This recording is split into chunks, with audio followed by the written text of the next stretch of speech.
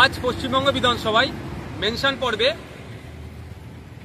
Speaker স্যারের মাধ্যমে রাজ্যের এগ্রিকালচারাল মার্কেটিং মিনিস্টারের দৃষ্টি আকর্ষণ করলাম।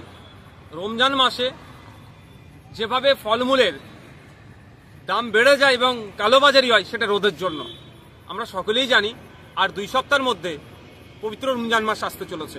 মুসলিম সম্প্রদায়ের মানুষজন মাসভর রোজা রাখে, সারাদিন তারা নির্জলা উপবাস করেন, সন্ধ্যার সময় তারা ইফতার করেন, অন্যান্য খাবারের সাথে তারা ফলমূল খান।